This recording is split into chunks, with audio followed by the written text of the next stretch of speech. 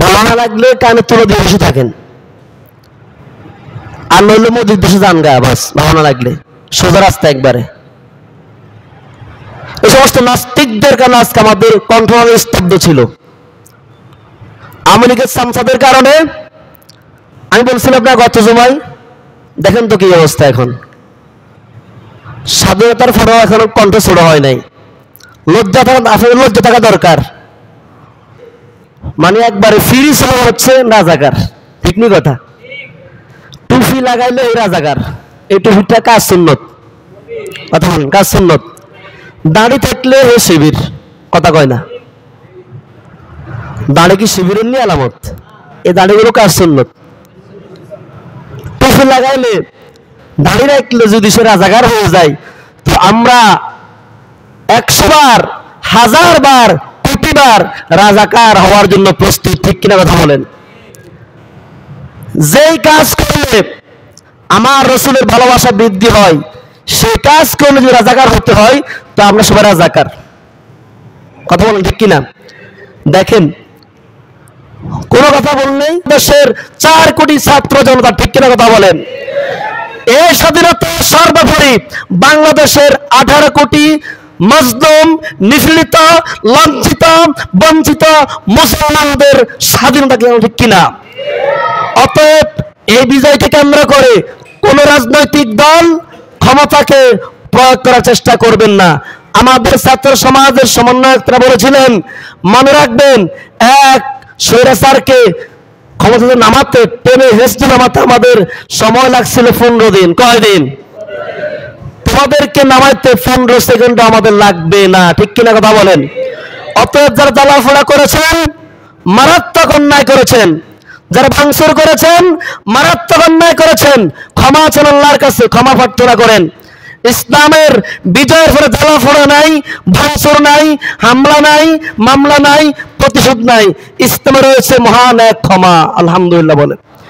অতএব আমি আমার মুসল্লিদেরকে স্পষ্ট ঘোষণা করছি, ফাসুবহানাল্লাযী লা ইহসা ইমতিনানুহু বিল্লিসানি ওয়ালা বিল কলম نشهد أن لا إله إلا الله وحده لا شريك له نشهد أن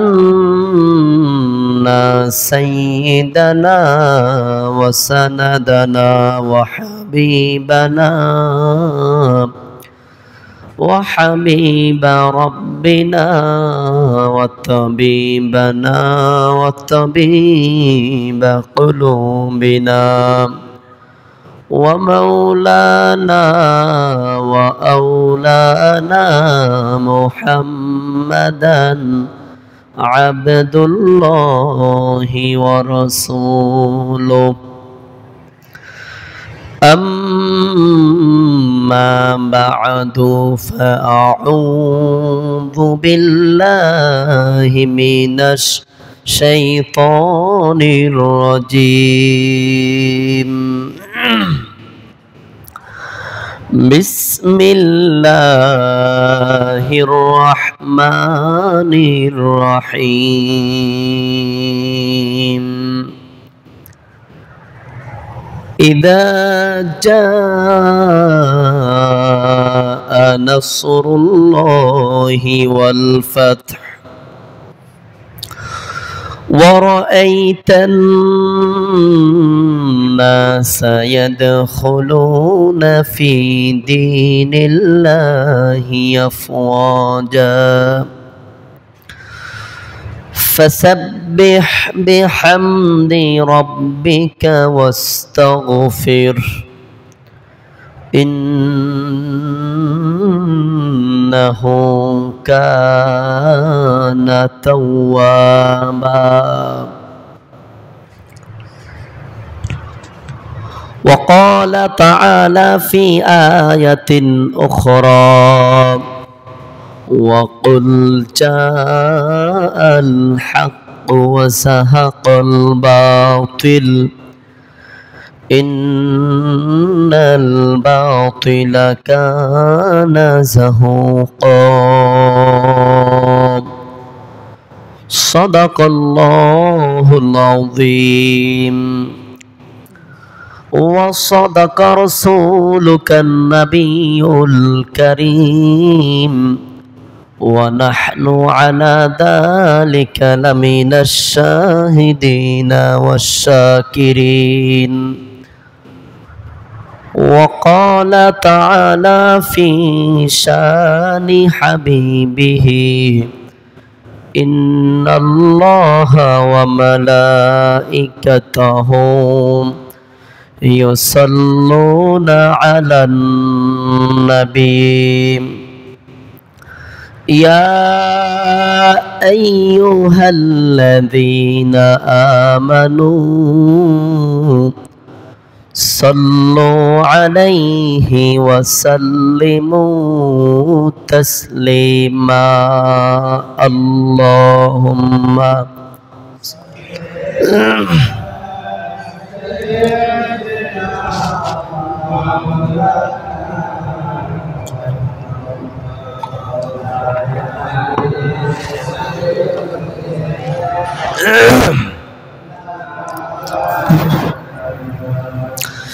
जंग उहद में मोहम्मद ने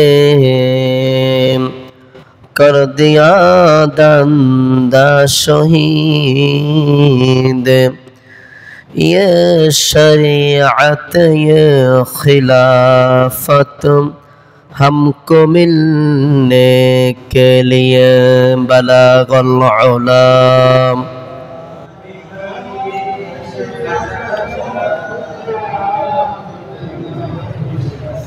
हसनत जमीउ खसालिही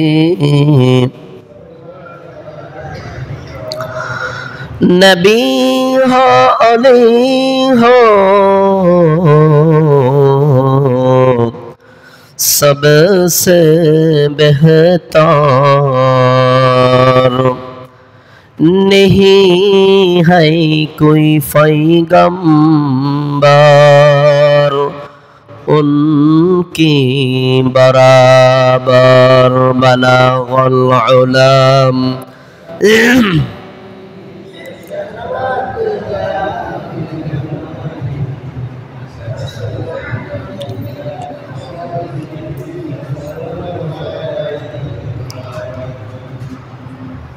আলহামদুলিল্লাহ ওয়া শুকরুলিল্লাহ। প্রিয় জুমায় আগত সর্বস্তরের মুসল্লিয়ানে কেরাম, মুসলিম তাওহীদি জনতা, সকলকে বিজয়ের মাসে, স্বাধীনতার মাসে বিজয়ের রক্তিম শুভেচ্ছা মোবারকবাদ জানাচ্ছি। মহান রব্বুল আলামিনের দরবারে লক্ষ কোটি কোটি শুকর ও সুজুদ আদায় করছি, যিনি আমাদেরকে সফর মাসের প্রথম জুমায় এবং বাংলাদেশকে আমরা দ্বিতীয়বার আবার স্বাধীন করার পর, দ্বিতীয়বার আবার বিজয় লাভ করার পরবর্তী প্রথম জুমায় যে মহান রব্বুল আলামিন আমাদেরকে নিজের ঘর থেকে আল্লাহর ঘর পর্যন্ত আসার বসার তৌফিক নসিব করেছেন, শারীরিকভাবে সুস্থ সবল রেখে দ্বীনি কথা কোরআন ও সুন্নাহের আলোকে শুনবার এবং বলবার উদ্দেশ্যে একত্রিত হওয়ার তৌফিক দান করেছেন। সেই মহান রব্বুল আলামিনের দরবারে বলিষ্ঠ কণ্ঠে ইমানি আওয়াজে ফুটছি আলহামদুলিল্লাহ। আরেকটু উচ্চ কণ্ঠে ফুটছি আলহামদুলিল্লাহ ওয়া শুকরুলিল্লাহ। অতঃপর আমরা লক্ষ কোটি দরুদ ও সালামের হাদিয়া পেশ করছি সর্বকালের সর্বশ্রেষ্ঠ মহামানব জনাবে মুহাম্মদুর রাসূলুল্লাহর উপর, যিনি হচ্ছেন মানবতার মহান শিক্ষক, সর্বকালের সর্বশ্রেষ্ঠ মুক্তির দূত এবং সর্বকালের সর্বশ্রেষ্ঠ মহান ব্যক্তিত্ব, আমরা প্রত্যেকে তার উপরে দুরূদ শরীফ পাঠ করছি সাল্লাল্লাহু আলাইহি ওয়াসাল্লাম। আত্মার মাগফিরাত কামনা করছি এবং শাহাদাতের সর্বোচ্চ মাকাম কামনা করছি, যারা বিগত 1 মাস যাবত সীসাডালা প্রাচীরের ন্যায় সংগ্রাম করে, আন্দোলন করে দেশের স্বাধীনতার সার্বভৌমত্ব রক্ষা করার জন্য প্রচণ্ড রকম লড়াই করে নিজেদের জীবনটাকে অকাতরে বিলিয়ে দিয়েছেন। সেই শহীদদের আত্মার মাগফিরাত কামনা করছি এবং আখিরাতের জীবনের শাহাদাতের সর্বোচ্চ মাকাম কামনা করছি। আল্লাহ পাক যেন সেই শহীদদেরকে, বিশেষ করে আমাদের প্রিয় শহীদ রংপুরের সে আবু সাইদ ভাই, মুগ্ধ ভাই, আসিফ ভাই, রাফি ভাই, আরও যারা আছেন অজ্ঞাত, প্রত্যেকে আল্লাহ পাক যেন এই সংগ্রামের জন্য, এই আন্দোলনের জন্য অসংখ্য অগণিত বেশমার প্রতিদান, যাজায়ে খায়ের দান করেন, বলি আমিন। প্রিয় উপস্থিতি, আজকের জুমায় আলোচনা হবে অত্যন্ত গোছানো, সাজানো। আজকের জুমা আলোচনা হবে বিজয় পরবর্তী আমাদের করণীয়, বিজয় পরবর্তী আমাদের কি করণীয়, এবং এই বিজয় যারা করেছেন তাদের অবদান, তাদের জন্য আমাদের কি করণীয়, দেশের এই সংকটময় পরিস্থিতিতে আমাদের মুসলিমদের জন্য কি করণীয়। আপনারা সকলে জানেন, বিগত 2 জুমা ধরে অনেক খতিবদের চাকরি চলে গিয়েছে। বিগত জুমায় অনেক দেশের বড় বড় শীর্ষস্থানীয় আলেমদের জুমা শেষ হয়ে গেছে। গত জুমায় কোরআন সুন্নাহর আলোকে ছাত্রদের পক্ষে কথা বলার কারণে, দেশের পক্ষে কথা বলার কারণে এই স্বৈরাচার শাসক নব্য ফেরাউনকে আমরা দেখি নাই, তবে ফেরাউন খালতুমিন দেখছি। ঠিক নেই কথা? কি মনে কষ্ট নিয়েছেন নিগুন? আমরা মনে কষ্ট নিলেও কিছু করার নাই। আমরা আগ থেকে বলে আসছিলাম, হয়তো তখন আমাদের বলার স্বাধীনতা ছিল না। ঠিক কিনা কথা বলেন? এখন যেহেতু আমরা স্বাধীনতা ফিরে পেয়েছি এবং আমার বয়স, আমার 31 বছর বয়সের, আজকে প্রায় আমি 2016 সাল থেকে জুমার খুতবা দেই, তাহলে কয় বছর হইল? প্রায় 8 বছর। এই 8 বছরের জীবনে আজকে প্রথম জুমা, স্বাধীনতার মাস, আলহামদুলিল্লাহ বলেন। এর আগ পর্যন্ত কথা বলতে, আমরা যখন কথা বলতাম, একটা কথা, একটা ওয়ার্ড, একটা সেন্টেন্স উচ্চারণ করার আগে 10 বার চিন্তা করা লাগতো। কয়বার? কম পক্ষে কয়বার? যে এই কথাটা এখন বললে কি আমার খুন হয়, না গুম হয়, নাকি আবার অ্যারেস্ট হয়। আমি তো ছোট নগণ্য ইসলামের খাদেম, ছোট মানুষ, গ্রামে থাকি। এরপরেও আমার 2021 সালে, কত সাল? 2021 সালের শুরু দিয়ে সারা বাংলাদেশে যখন ভাস্কর্য বিরোধী আন্দোলন হলো, আওয়াজ করে কে?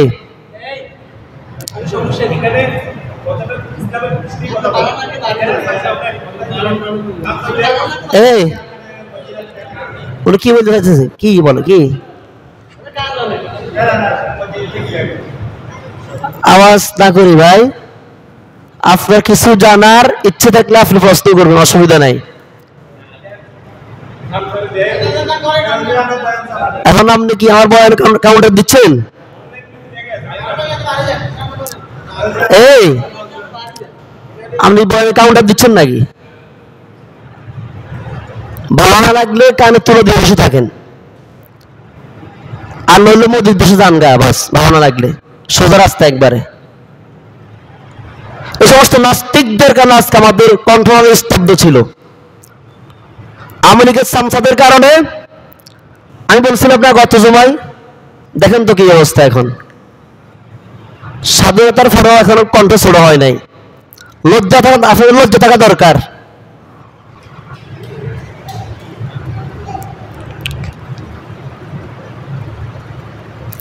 কোনো সাউন্ড নেই, স্টপ, একবারে স্টপ, একটা কাশিও নেই, একটা শব্দ যেন না হয়। ভালো না লাগলে বের হয়ে যান মসজিদ থেকে।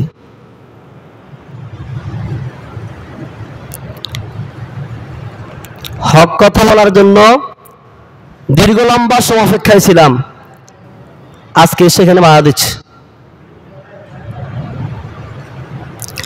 তো বলতেছিলাম কি, আমি তো ছোট মানুষ, গ্রামগঞ্জে থাকি, এবং আমরা তো এত বড় কোনো আলেমও নয়, আমাদের পর্যন্ত চাকরি চলে গেছে। ভাস্কর্য অর্থ মূর্তি স্থাপন করা। ইসলামে আমাদের নাম মুসলমান, ঠিক না? কথা বলেন। এই মুসলমান যে নাম রাখছে তার নাম কি? হযরত ইব্রাহিম।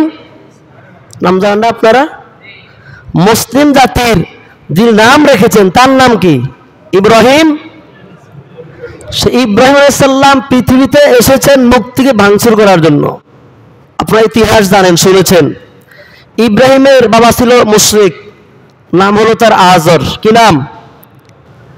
আজরের রুটি রুজির ইনকামের পথ ছিল, ইনকাম সোর্স ছিল, তিনি মূর্তি বানায় মূর্তি বিক্রি করতেন এবং তিনি মূর্তির পূজা করতেন। ইব্রাহিম আলাইহিস সালাম বাবার বিরুদ্ধে আন্দোলন করেছেন। আল্লাহু আকবার বলেন। কার বিরুদ্ধে? সন্তান বাবার বিরুদ্ধে কি করছেন? আন্দোলন করছেন। ইস্যু কি? ভাস্কর্য, মূর্তি। বাবা মূর্তি বানিয়ে দিয়েছে, সন্তানকে দিয়েছে বাজারে বিক্রি করার জন্য। সন্তান বিক্রি তো করেই নাই, নেওয়ার সময় হাত পাগুলো ভেঙে দিয়েছে। বাবা তো খুবই গরম, আমার খোদার হাত পা ভেঙে ফেলছ। সন্তান বলছে, আপনার এমন খোদা, আপনার এমন খোদা যে খোদার হাত ভাঙা হয় কিন্তু খোদা ওই শত্রুকে দমন করতে পারে, এটা কেমন খোদা? তখন এবার বাবা সন্তানকে বলছে, আমি তোমাকে হত্যা করব, আমি তোমার এক হাত এক পা কেটে দিব, আমি তোমাকে ধ্বংস করে ফেলবো। তখন সন্তান বাবার বিরুদ্ধে সংগ্রাম করে দেশ ছাড়তে বাধ্য হয়েছেন এবং তিনি বলেছেন, ওয়াকালা ইন্না রাব্বি সায়াহদিন, আমি চললাম আমার রবের নামে।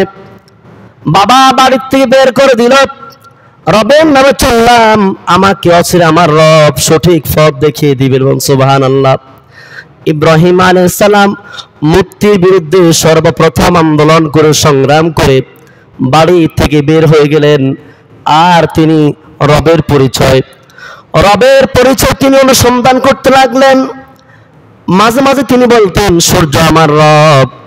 আবার যখন সূর্য সকালবেলা উদিত হয়, মাগরিবের সময় যখন সূর্য আবার অস্তমিত হয়ে যায়, তিনি বলেন, না না, আকাশের তারকা আমার রব হতে পারে না, আকাশের চন্দ্র আমার রব হতে পারে না, সূর্য আমার রব হতে পারে না। আমার রব নিঃসন্দেহ তিনি, যিনি পূর্ব দিক থেকে সূর্য ওঠায় আর পশ্চিম দিকে ডুবায়, তিনি হলেন আমার রব। সুবহানাল্লাহ। এই দেশের ওলামা একরাম যখন বাংলাদেশের বিভিন্ন স্থানে মূর্তি স্থাপন করা হচ্ছিল, দেশের ওলামা একরাম মূর্তির বিরুদ্ধে কথা বলছে। কিসের বিরুদ্ধে? মূর্তির বিরুদ্ধে। আর মূর্তির বিরুদ্ধে কথা বলা প্রত্যেক মুসলমানের, শুধু আলেমদের নয়, প্রত্যেক মুসলমানের মানে দায়িত্ব। এই কথা বলার পরে আমাদের যারা বড় বড় যারা লিডার, আল্লামা মামুনুল হক হাফিজাহুল্লাহ, নাম শুনছেন না আপনারা? নাম শুনছেন? শাইখে চরমুনাই ফয়জুল করিম সাহেব, জামাতের আমির ডক্টর শফিকুর রহমান সাহেব, এভাবে ইসলামপন্থী যারা আছে তারা সকলে দল মত নির্বিশেষে স্লোগান ছিল একটা, শাহজালালের বাংলায়, শাহ ফরানের বাংলায়, শাহ মাখদুমের বাংলায়, জুনায়েদ বগদাদির বাংলায় কোন মূর্তির ঠাঁই নাই, কোন ভাস্কর্য ঠাঁই নাই। আমাদের তো জেল হয় না, জুলুম, যদি আমরা ছোট মানুষ গ্রামে থাকি, তো চাকরি চলে গেছে আর কি। আমার প্রথম চাকরি, প্রথম জুমা, আমি ভাস্কর্যের বিরুদ্ধে বক্তব্য দেওয়ার কারণে আমার হাটাদারিতে পড়াশোনা করে আসার পরে সর্বপ্রথম যে জুমা আমি নিয়েছিলাম, ওই জুমা 11 মাসের মাথায় জুমা চলে গেছে। তবে আমাকে তারা বলছে, যদি হুজুর মাফ চাহা তাইলে আবার জুমা পড়ানোর সুযোগ আছে। আমি বলছি মাপ চামো কার কাছে, ছোট হমো কার কাছে, এই মাথা অবনত কার কাছে করবো, ছাড়ে দিছে, এটা প্রশ্নই আসে না মাপ চাওয়ার। যাই হোক, মুখ বড়া বেদনা, দুঃখ বড়া হৃদয় সমস্ত আলেমদের। আজকে এই স্বৈরাচার শাসক যখন দেশ থেকে পালিয়ে গেল, দেশের কোন শ্রেণীর আলেম বাদ নাই। আপনি জামাত ইসলাম বলেন, জামাত ইসলাম তো রাজাকার, কি বলেন, রাজাকার না তারা? কথা বলেন, মানলাম তারা রাজাকার, যারা হেফাজত ইসলাম এরাও কি রাজাকার নেই? কথা বলে না। জামাত ইসলাম রাজাকার, যুদ্ধ অপরাধী, এটা মানলাম সাম টাইম, কিন্তু হেফাজত ইসলাম কি রাজাকার? সরমনা ফিসব কি রাজাকার? বাংলাদেশের এই ইসলাম বিরোধীর এই স্বৈরাচারের পতনের আগে সবচাইতে সস্তা স্লোগান, সবচাইতে মানে একবারে ফ্রি স্লোগান হচ্ছে রাজাকার। ঠিক নি কথা? টুপি লাগাইলে এই রাজাকার, এই টুপিটা কাজ সুন্নত।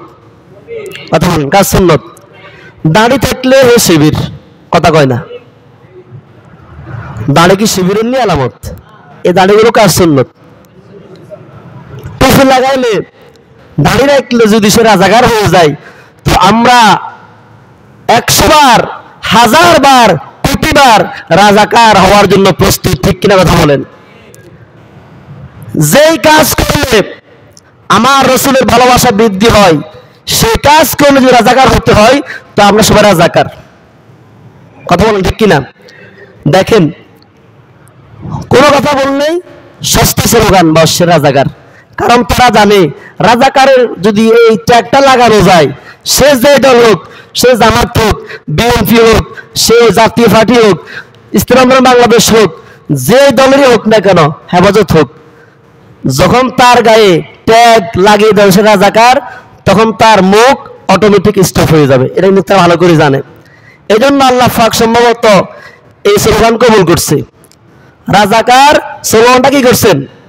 কবুল করছেন। এই জন্য দেখেন নাই, সর্বশেষ তার পতনের সময় দেশের শুধু আওয়ামী লীগ, যুবলীগ, শ্রমিক লীগ, ছাত্রলীগ, অর্থাৎ আওয়ামী লীগ এবং তাদের অঙ্গ সংগঠন যারা করেন, তারা ছাড়া দেশের সকল হিন্দু, খ্রিস্টান, বৌদ্ধ, মুসলমান যা আছে, মানে যারা আওয়ামী লীগ পরিবারের বাইরে, সবাই কি হয়ে গেছে? সবাই কি হয়ে গেছে? স্লোগানটা কি? তুমি কে আমি কে? কথা বলেন না, কয় না, তুমি কে আমি কে? কে বলেছে? কে বলেছে? স্বৈরাচার, স্বৈরাচার। তো এই কথাটা সম্ভবত আল্লাহ পাক আর সাজানো কবুল করছেন। না হলে বাংলাদেশের সকল শিশু বাচ্চাও এখন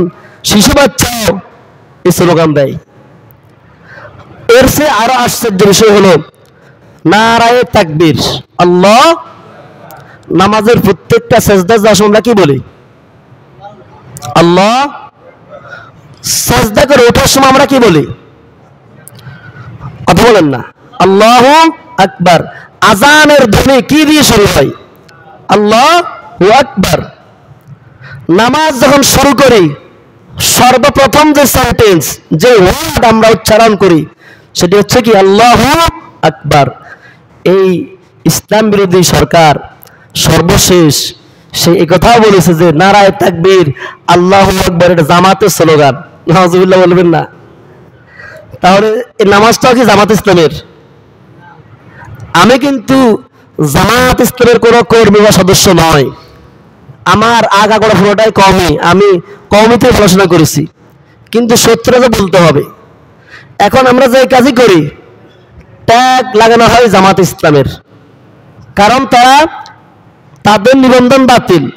যদি ওদের সাথে একটু ট্যাগ লাগানো যায়, তাহলে এই সমস্ত খতিবদের, আলেমদের মুখকে বন্ধ করা কি হবে? সহজ হবে।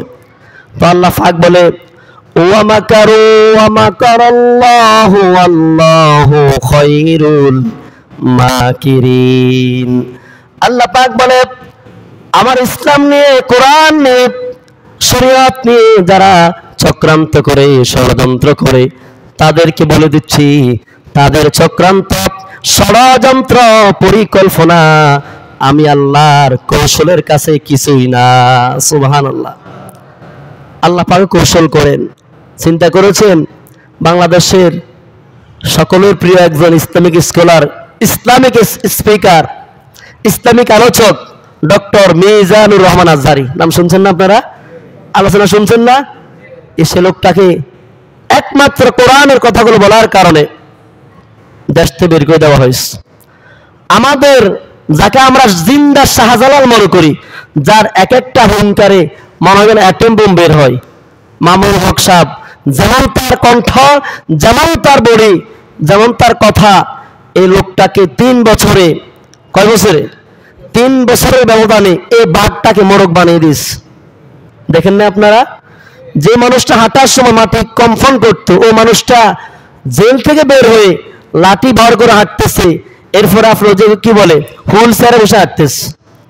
এভাবে করে আমাদের হেফাজত ইসলামের মহাসচিব আল্লামা জুনায়েদ বাবু আমাদের উস্তাদ, আমার সরাসরি উস্তাদ, আমার বুখারী 2য় খণ্ডের উস্তাদ, এই লোকটাকে পাগুলোকে উপরের দিকে দিয়ে, মাথাকে নিচের দিকে দিয়ে, যে লোকটা প্রায় 35 বছর বুখারী শরীফ পড়াইছেন, সুবহানাল্লাহ বলবেন না?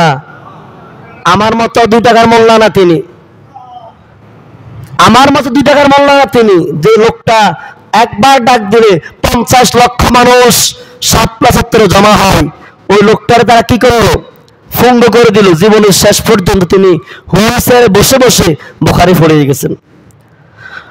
এই নির্যাতন শুধু এই যুগে নয়, ইমাম বুখারী রাহমাতুল্লাহি আলাইহি, যে বুখারীর নাম আমরা এখন শুনি, বুখারী শরীফ, শুনুন না আপনারা? যিনি এই বুখারী শরীফ প্রবর্তন করেছেন, লিখেছেন, ওই ইমাম বুখারীকেও জেলখানার মধ্যে খানা দেওয়া হয় নাই, ওজুর পানি দেওয়া হয় নাই। তৎকালীন জালেম সরকার নির্যাতন নিপীড়ন করে তাকে গাছের পাতা খাওয়াইছে, খানা দেয় না। কি খাওয়াইছে? ছাগলে পায়খানা করে না, কি ছোট ছোট বড়ি বড়ি না? ইমাম বুখারী রাহমাতুল্লাহ পায়খানা করলো ছাগলের পায়খানার মতো হতো। তিনি খানা, রুটি পান নাই, খানা পান নাই, গাছের পাতা খেয়েছেন, জংলার পাতা খেয়েছেন, গাছের শিকড় খেয়েছেন, খানা দেওয়া হয় নাই। বর্তমান যে মামুনুল হক সাহেব দামাত বারাকাতুহুম, তিনার বাপ শাইখুল হাদিস রাহমাতুল্লাহ আলাইহি, এই শাইখুল হাদিসকে জেলে কারাবন্দী করে ওজুর পানি দেওয়া হয় নাই, নাউজুবিল্লাহ বলেন। এবং এটার জন্য সর্বপ্রথম মাওলানা দেলোয়ার হোসেন সাইদ আন্দোলন করেছেন, তিনি প্রতিবাদ করেছিলেন, এরপরে ওজুর পানি দেওয়া হয়েছে। যাই হোক, আমি আলোচনা শেষের দিকে যাচ্ছি। আজকে আলোচনা হবে ক্ষমার আলোচনা। আজকের আলোচনা মানুষকে উত্তেজিত করা আলোচনা নয়, বিষয়গুলো আর ক্লিয়ার করছি। এরপরে আসুন একটি প্রশ্ন উত্তর দিই। সেটি হলো, আমাদের বাংলাদেশ সাবেক সরকার যিনি ছিলেন, আপনারা সবাই নাম জানেন, আমি নাম বলতে হচ্ছে না, তিনি কিন্তু ক্ষমতায় থাকার জন্য তিনার পুলিশ বাহিনী, বিডিআর, বিজিবি, র্যাব, আনসার, এরপরে সেনাবাহিনী, নৌবাহিনী, সকল বাহিনীকে তিনি প্রয়োগ করেছেন ক্ষমতায় টিকে থাকার জন্য। তবে একটি কথা মনে রাখতে হবে, এই পৃথিবীর শুরু থেকে এই পর্যন্ত, এখন থেকে কিয়ামত পর্যন্ত, ফেরাউনের চাইতে বড় কোনো শক্তি পৃথিবীতে আসেও নাই, সামনেও, কথা কয় না, সামনেও আসবে না। আচ্ছা বলেন তো, সেই ফেরাউন কি চিরস্থায়ী ছিল? তার কি পতন হয় নাই? কিভাবে হয়েছে? আল্লাহ পাক তাকে সমুদ্রের মাঝখানে, আমরা ওই নীলনদ বলি, ওটা নীলনদ নয়, লোহিত সাগর, লোহিত সাগরের মধ্যে ডুবাই সুবাই মারছে। মরার ওই সময় তিনি বলছিলেন, আমানতু বিরব্বি মূসা, আমি মূসার রবের প্রতি ঈমান আনলাম। কে বলছে? কে বলছে? ফেরাউন বলছিল। আল্লাহ পাক উফরতে বলল, আল আন, এখন, এখন ঈমান আনছিস তুই? এখন কি ঈমান আনার সময়? না, হবে না, গ্রহণ করা হয়নি। আমাদের এই নব্য ফেরাউন, তিনিও একবার মিলে গেছে। দেখেন, ছাত্র সমাজের আন্দোলন ছিল কোটা নিয়ে, ঠিক না? 9 দফা দাবি ছিল। কয় দফা? 9 দফা দাবি ছিল। আমাদের কাকু ওবায়দুল কাদের, চিনছেন না আপনারা? মনে কষ্ট নেননি কোনো? মনে কষ্ট নিলেও এখন কওয়ার সুযোগ এখন করতে হইব। কথা বলতেন না, আগে তো সুযোগ ছিল না বলার। এখন আমার বদদোয়া দিল দিন, কোনো সমস্যা নাই। আর যারা আমলি করছেন, একটু মনে কষ্ট আসার কথাই স্বাভাবিক। মনে কষ্ট আসলে আমার মাফ করে দিয়ে, আমি বলে দিচ্ছি। আমাদের কাকু ওবায়দুল কাদের বলছিলেন যে এই ছাত্র সমাজকে দমন করার জন্য পুলিশ লাগবে না। কি বলছে তিনি? ওনার কণ্ঠ আর কি, সেনাবাহিনী লাগবে না, তো কি লাগবে? এই ছাত্র সমাজকে দমন করার জন্য, নিষ্পেষিত করার জন্য ছাত্রলীগ যথেষ্ট। কয় না? বলছে না তিনি? যখন এই কথা বলেছে বাংলাদেশের ছাত্রলীগ সন্ত্রাস লীগ, আজকে প্রথম বলছে। আগে এই কথাগুলো ফেসবুকে বলতে গেলে সমস্যা। আমার 2টা ফেসবুক আইডি পর্যন্ত শেষ এরকম পোস্ট করে। কয়টা? একটা আমার একটা বয়ান ছিল জিহাদ সম্পর্কে, বয়ানটা যখন আপলোড দিছি আমার আইডিটাই হ্যাক হয়ে গেছে। চিন্তা করছেন? আমরা এতটাই ফরাদিন ছিলাম, ডাইরেক্ট তো বলার সুযোগও ছিল না, অনলাইনে বলি, সেখানেও অনলাইনের যে মাধ্যম ওটা বন্ধ করে দেয়। সন্ত্রাস লীগ আমাদের আল্লাহ মামুন হক আরো আগে বলছিলেন যে বাংলাদেশের লক্ষ মায়ের বুক খালি হচ্ছে এই ছাত্রলীগ এবং সন্ত্রাস লীগের কারণে। অতএব এই মুহূর্তে সন্ত্রাস লীগকে বন্ধ করা দরকার, তিনি বলেছিলেন তার কণ্ঠে। আমাদের এতটুকু অ্যাবিলিটি ছিল না, শক্তি ছিল না, বলতে পারি নাই। তো আজকে বলছি, তিনি যখন ভাষণ দিলেন ওবায়দুল কাদের সাহেব, তখন কিন্তু ছাত্রলীগরা কিন্তু সরাসরি আক্রমণ করছে, কথা ঠিক নেই? এবং এই আক্রমণের পরে কিন্তু পরিস্থিতি ঘোলাটে হয়েছে। এর আগ পর্যন্ত ছাত্ররা শান্তিপূর্ণভাবে কি করছিলেন? আন্দোলন করছিলেন এবং দাবি ছিল 9 দফা। কিন্তু যখন আমার সেই আজকে কান্না আসছে আমার কথা বলতে, রংপুরের শহীদ আবু সাইদ ভাই যার মৃত্যুর কারণে সারা বিশ্বের মানুষ কেঁদেছে, আমাদের প্রধানমন্ত্রী কাঁদে নাই, তিনি কেঁদেছেন দেশের সম্পদের জন্য। মনে রাখবেন, 1000 কোটি টাকার সম্পদ দিয়ে একজন মানুষ কেনা যায় না। মানুষ বেঁচে থাকলে 1000 কোটি, মিলিয়ন, বিলিয়ন, ট্রিলিয়ন সম্পদ কামাই করা যায়, ঠিক কিনা? তিনি এই সন্তানদের জন্য কাঁদেন নাই, তিনি কেঁদেছেন আমার মেট্রোল শেষ হয়ে গিয়েছে, আমার এই শেষ হয়ে গিয়েছে, এই শেষ হয়ে গিয়েছে। তার হৃদয়ে মানুষের প্রতি মায়া ছিল না, মায়া ছিল টাকার প্রতি, মায়া ছিল ক্ষমতার প্রতি। তো বলতেছিলাম, আমার সেই রংপুরে আবু সাইদ যখন শহীদ হয়েছে নির্মমভাবে, তখনই ছাত্র জনতা খেপে গিয়েছিলেন এবং তাদের সঙ্গে বাংলাদেশের 16 কোটি মুসলমান, বাংলাদেশের 18 কোটি তাওহীদি জনতা একমত পোষণ করে রাস্তায় নেমে পড়েছেন, ঠিক কিনা কথা বলেন? প্রিয় তাওহীদি জনতা, কথা আমি গরম করে বলতে চাই না, আজকে আমার দিলটা নরম হওয়ার কথা ছিল, কিন্তু পরিস্থিতির শিকার বলতে হচ্ছে। প্রিয় উপস্থিতি, যখনই আমার সেই শহীদ আবু সাইদ ভাই শহীদ শাহাদাত বরণ করলেন, আমার রাফি ভাই, মুগ্ধ ভাই, সে আন্দোলন করেন না, একটা ছেলের নাম মুগ্ধ, আপনারা ইউটিউবে দেখছেন, ফেসবুকে দেখছেন, সে আন্দোলনকারীদেরকে পানি খাওয়াচ্ছিলেন। পানি কি খাওয়াচ্ছিলেন? হাদিসের মধ্যে আসছে পৃথিবীর মধ্যে সবচাইতে দামি উত্তম সাদকা হলো মানুষকে পানি পান করানো। সুবহানাল্লাহ বলবেন না?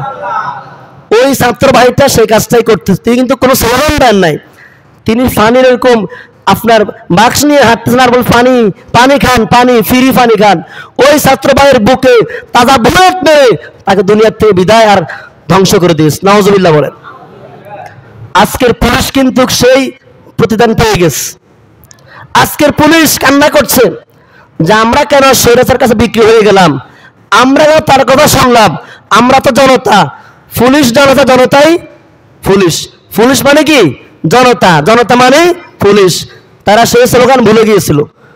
সেই পানি পান করাচ্ছিল আমার সেই মুগ্ধ ভাইকেও আক্রমণ করে গুলি ছড়ে মারা হলো। এরপরে কিন্তু দাবি কিন্তু 9টা আর ছিল না, কয়টা হয়েছে? দাবি 1, দফা 1। ওই শেখ হাসিনার কি দেখ, খেয়াল করছেন? আল্লাহ পাকের ধৈর্যের যে একটা, আল্লাহ পাকের কুদরতি যে একটা ধৈর্যের হাত, সেটা আল্লাহ পাক নিজে বরদাস্ত করতে পারেননি। এবং জুলুমের একটা সীমারেখা আছে, জুলুমের সীমা যখন ছাড়িয়ে যাবে, সে ফেরাউন সে বড় হয়ে যায় নাই, নমরুদ সে বড় হয়ে যায় না। আল্লাহ পাক বলে ফেরাউনকে মারছি আমি পানির ভিতরে ডুবাই, আর নমরুদকে মারছি ল্যাংড়া মশা দি। কি মশা দি? কথা কয় না, কি মশা দি? আল্লাহ পাক বলে আমার সুস্থ মশার একটা মান সম্মান আছে, আসেনি? তোরা আমি শেষ করতে সুস্থ মশা ব্যবহার করব না, কামান ব্যবহার করব না, একটা ল্যাংড়া মশা ব্যবহার করতে যথেষ্ট, তো শেষ করে দিলাম। এই লোকটার সাথে বলে গিয়েছিল। যাই হোক, এখন সর্বশেষ কথা হলো, আজকে বুক ফুলিয়ে বলিষ্ঠ কণ্ঠে কথা বলার সুযোগ আমরা পেয়েছি, আলহামদুলিল্লাহ। বলি আলহামদুলিল্লাহ। প্রিয় উপস্থিতি, প্রিয় তাওহীদি জনতা, আজকে আমরা স্বাধীনতা পেয়েছি, বিজয় আমরা আবার ফিরে পেয়েছি। এখন আমাদের কাজ কি? জ্বালা ফোড়াও, ভাঙচুর করা, প্রতিশোধ নেওয়া। আমার রাসূল মক্কা যখন বিজয় করলেন, আজকে আলোচনা হবে 25 পর্যন্ত, এরপরে ইনশাআল্লাহ আমাদের বিরতি দেওয়া হবে। আমার রাসূল যখন মক্কা বিজয় করলেন, মক্কার কাফেররা ভীত সন্ত্রস্ত হয়ে গেলেন। এরে মুহাম্মদকে আমরা অনেক নির্যাতন করেছি, নিপীড়ন করেছি, আজকে মুহাম্মদ জয়লাভ করেছে, না জানি আমাদের কাছ থেকে প্রতিশোধ নেয়। এজন্য মক্কার কাফেররা ভয়ে আতঙ্কিত ছিল।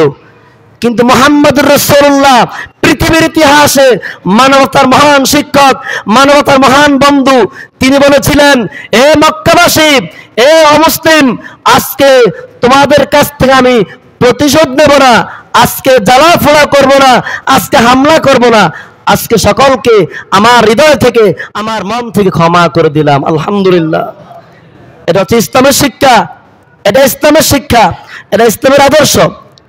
এখন আমাদের বাংলাদেশে এই বিজয়কে কেন্দ্র করে এক জনগোষ্ঠী, আমি নাম বলছি না, নির্ধারিত এক জনগোষ্ঠী মনে হয় যেন ক্ষমতা হাতে পেয়ে গেছে, ঠিক নেই? ওরে বাবারে যে জ্বালা ফোড়াও, সিএনজি স্টেশন ভাগ করে, এটা আমি নেবো, বাস স্টেশন তুই নিবি, ওই স্টেশন এত নিবি, ভাগযোগ করি এলার কি উতামতাম। স্পষ্ট বলছি, এই বিজয়, এই স্বাধীনতা বিএনপির নয়, ঠিক কিনা কথা বলেন?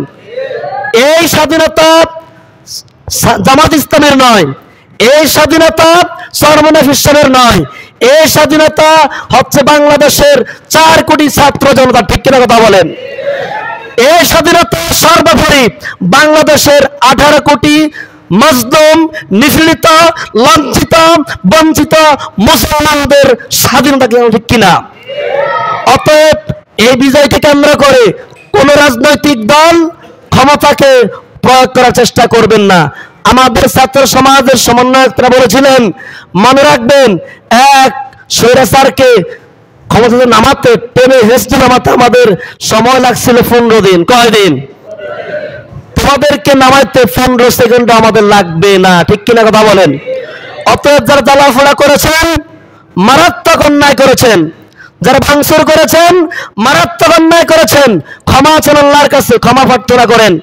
ইসলামের বিজয়ের পরে জ্বালাফোড়া নাই, ভাঙচুর নাই, হামলা নাই, মামলা নাই, প্রতিশোধ নাই, ইসলামে রয়েছে মহান এক ক্ষমা। আলহামদুলিল্লাহ বলেন।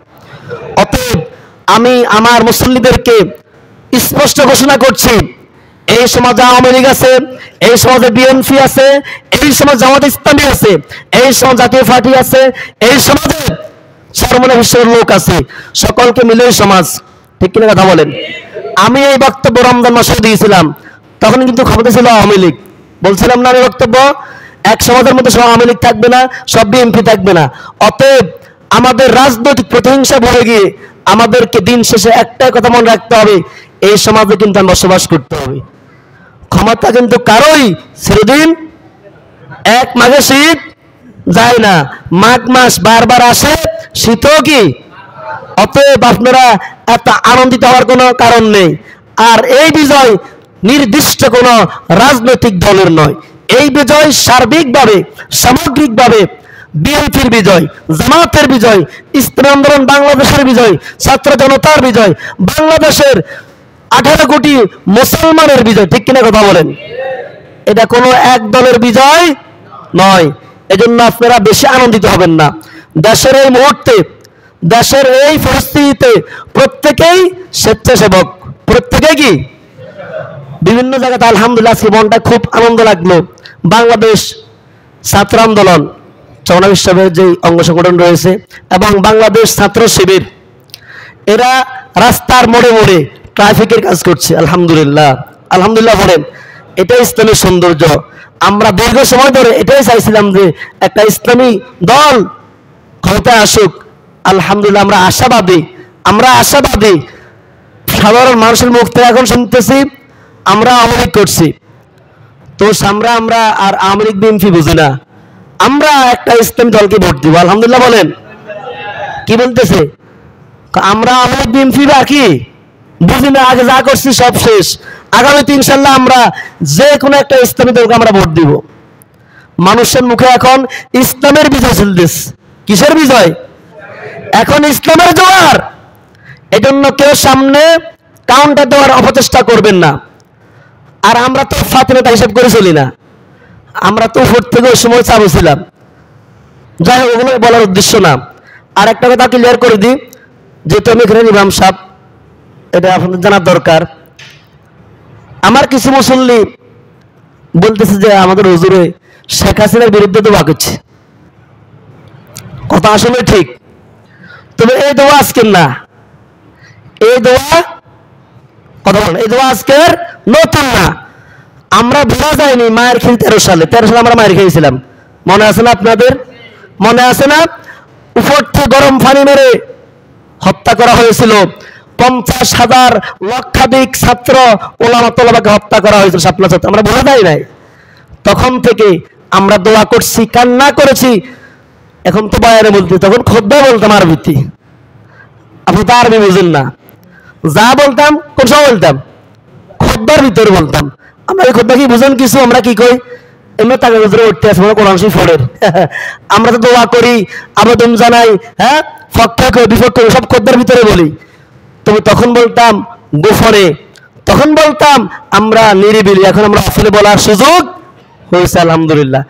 তো এই স্বৈরাচারের বিরুদ্ধে শুধু আমরা না, বাংলাদেশের যত আলেম আছে, সুন্নি আলেম কন, ওয়াহাবি কন, ও রাজাকার জামাত আছে না, রাজাকার জামাত, কথা কয় না, রাজাকার জামাত, হেফাজত কন, সরমুনের কথা কন, হেফাজত কন, খেলাফত কন, সমস্ত আলেমরা কিন্তু দোয়া করেছে, ঠিকই প্রকাশ্য করতে পারে নাই। আজকে বাংলাদেশের ছোট থেকে ছোট একটা নুরানির বাচ্চাও খুশি। নুরানির বাচ্চা, কিসের বাচ্চা? নুরানির ক্লাস 1 পড়ে খুশি, হেও খুশি। তো যাই হোক, এখন আমরা স্বাধীনতা পেয়েছি, এই জন্য সব ভাঙচুর করবো, কি বলেন?